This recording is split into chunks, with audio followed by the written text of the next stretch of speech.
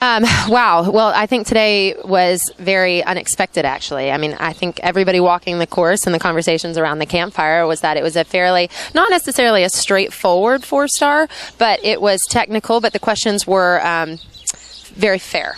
That they were in front of you, they weren't misleading, the horses should understand them.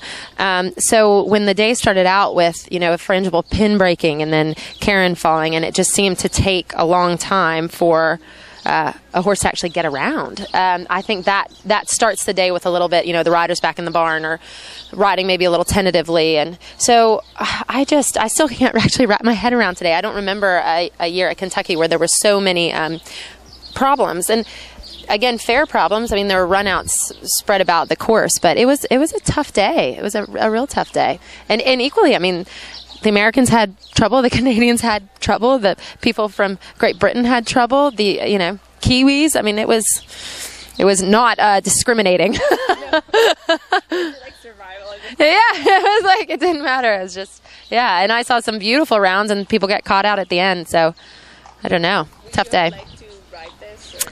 Well, I think it's a tough call. I was just speaking to Andrea Leatherman about this a second ago, and I mean, I think whenever you have a really special horse, you want to take advantage of that. It's very rare to have a nice 4-star horse. So when there's a 4-star and you're not running it, you kind of feel like, oh, maybe I'm wasting an opportunity. But I think Tate's a very genuine horse, and I would hope to think that he could have tackled the challenge, but you just don't know. I mean, I think everybody that started out of the start box today was hoping the same thing.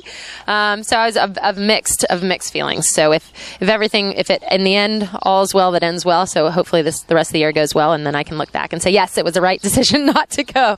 But right now I don't know. Which ride?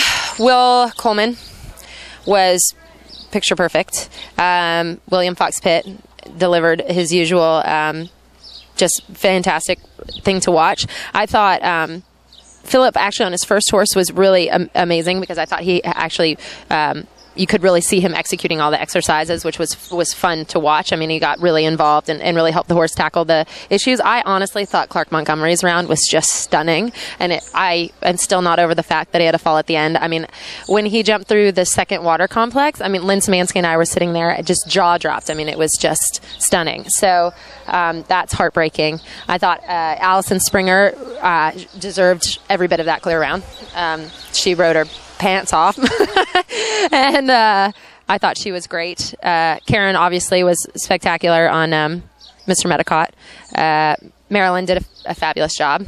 She got it done twice. So I think, and then there were the wild things that happened that stood out too. I mean, the Karen's fall this morning on Veronica was just insane. So I think there are a lot of rides to reflect on. That surprised you that you said it? Erin Sylvester. Erin Sylvester was by far, to me, she impressed me.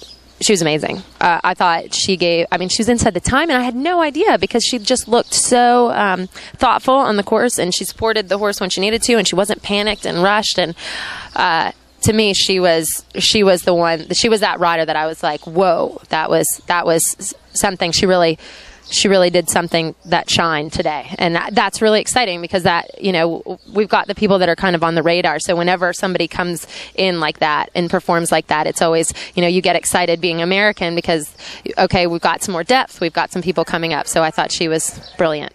So it very much depends on the nature of the fall, there were some, like Karen's fall, for example, oh my God, the only thing you do is just be pissed and sit back and pat your horse and be like, wow, I've got a really great horse, and to great fair dues to her. I mean, she sat bloody back. I mean, the horse was just almost too genuine. It went and jumped the fence, and she was halfway off. Or if you have a fall that's maybe a little bit more, the horse is lacking in confidence and makes a mistake, then I think you have to really sit down and decide whether, you need to back up a level and go get, I think the nature of the fall is very, influential as far as if it was a rider mistake or if your horse needs some more time. And I think that as event riders, I think we're better than I think we're very good at our horses well-being. And I think it's very important to really make sure that either to just take into account what you need to do to make sure that your horse comes out the next time feeling really good about himself and is fit and healthy and strong. So I thought we saw a lot of very good decisions horsemanship-wise out there. I think Holly Hudspeth had no jumping penalties and decided that her horse was not feeling 100%, and she decided to call it a day. I think there was another rod out there as well that kind of did the same. There were a few out there that just said, you know what, this isn't Sharon White, she had an unfortunate stop, but, the horse just ran out of energy, and she just said, you know what, save it for another day. And I think those are the moments that the results don't show the true horsemanship, but that was really a good thing to see. And was it Rolex? I think the selectors are going to have a very difficult time. Because I think some things need to be taken into account.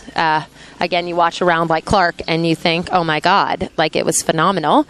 You can't ignore that, how phenomenal most of it was. I think, I think it'll be interesting seeing how tomorrow goes for Allison. I hope it all comes together. And I think, again, you have to take this weekend into perspective and see how you go forward. So I think the selectors are probably pretty upset right now that they have, that's not as clear cut. You'd almost like that the people that you think are going to be great are great, and the people that you think aren't going to quite make it don't. And that way it's an easy decision on their part. I think this is going to be very difficult. And Boyd? Oh, it was amazing. I mean, I was sitting out there and I was like, if I was an owner, I'd buy Boyd a horse. I was like, he's awesome.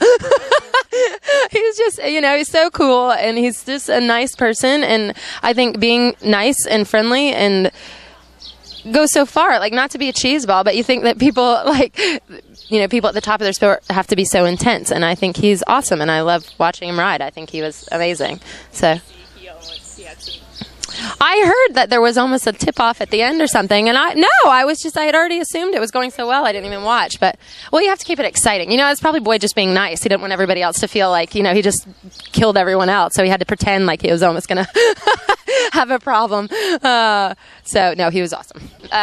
Megan's gone into a grassroots approach to the fundraising, and she's sent out some really cool letters just kind of telling a story of what we're about, and set up a fundraiser on Facebook using the social media.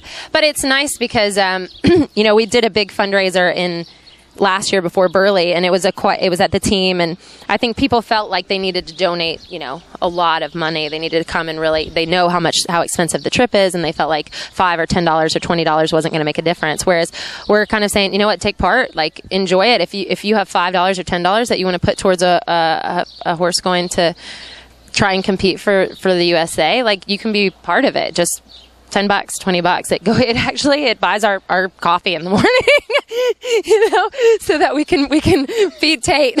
Feed Tate. I need a lot of coffee.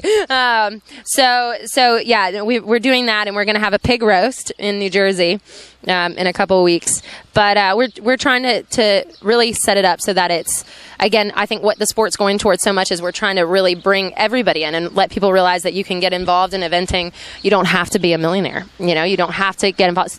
Come to these fundraisers, get involved with the syndicate, do something on that level where it really can be a minimal contribution, and you can enjoy everything that we love. I mean, we do not participate in the sport for financial gain. We participate in it because we love it. So we want to share that love with so many people. And I think that's, our fundraising approach this year is, come be part of the team. We sell cheap, $5.